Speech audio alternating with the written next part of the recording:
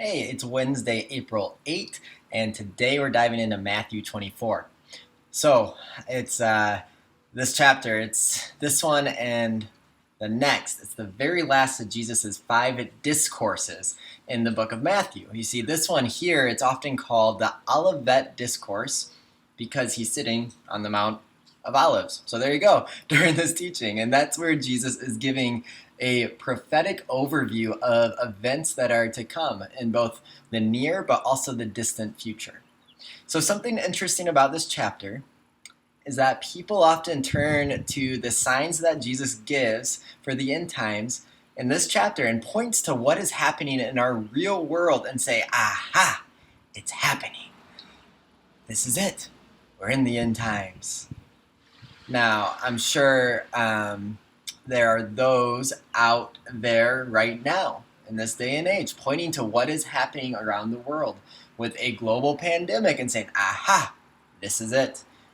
But to do that is actually highly irresponsible of us as Christians, as in our use of God's good word.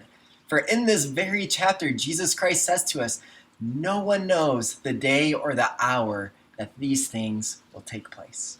No one. He goes on to say, not even the angels know.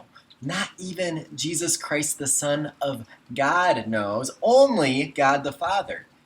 So, that's always confused me. Does that confuse you?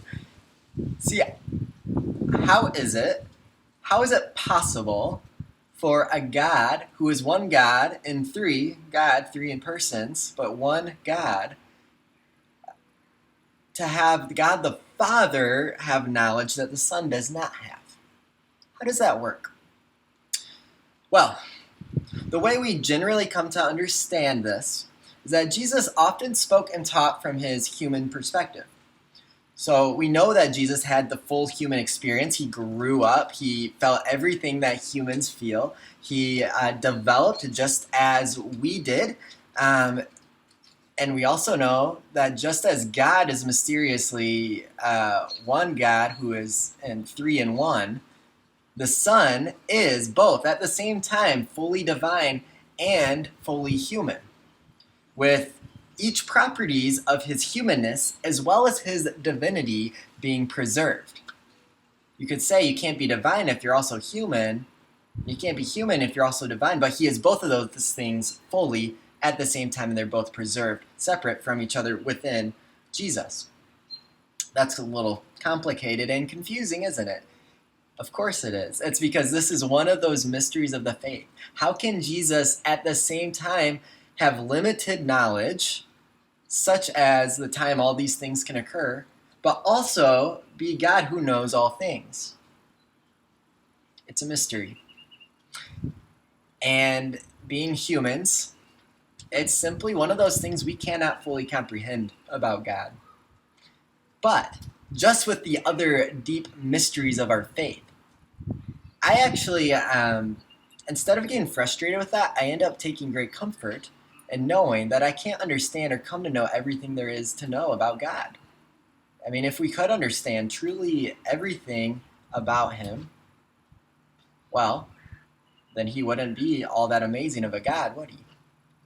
See, I can't understand everything there is to even know about humans, how deeply complex we are, how intricate our bodies are created, all of that. And compared to God, we're incredibly simple, incredibly simple. So I take a lot of comfort in knowing that there is so much about God I will not fully know. And I also take great comfort knowing that he knows us and he cares for us and that he is in control. Along with that, God is still knowable. We can still learn about him and come to know him. And Jesus Christ is the best example of that because he gives us a human example. So sometimes things do look bleak in this world, and it's easy to think maybe we're progressing towards the end. But whether it does or not, does that change how we live? No. No. Should we be distracted by trying to articulate if this is indeed the end times or not? No, I don't think so. I think it is a distraction because we have other work to do. the important work that God has called us to. And we can do that until He returns, of which only He knows when that will be. Or we can do it until He calls us home. And all along the way, we can take comfort knowing that God knows and God is in control. So a few questions for you today. First, what is it that you wish you knew about God? What are some of those mysteries about God that you just ponder and wrestle with and you don't know? What don't you understand about Him? Next question is, are you at peace not knowing everything there is to know about God? How might you find comfort in the fact that we don't know everything about Him? The last question is this, more of an exercise. Sit back and just reflect on the wonder and mystery of God, as well as the things that we do know about God, and give Him thanks. Tomorrow is Maundy Thursday. We'll be having a special communion reflection on that. So our video will not be focusing on Matthew. And then after that, Friday is Good Friday. And we're having a special Good Friday experience as well. So this is actually the last of our Matthew series this week. I'm likely doing a recap next week of the whole book, just with some reflections on that. But in the meantime, I hope you are well. Hope you are safe. I'll see you for Maundy Thursday tomorrow, then Good Friday, then our live stream on Sunday, 10 a.m. for Easter Sunday. It's going to be wonderful. Have an amazing rest of the week, friends.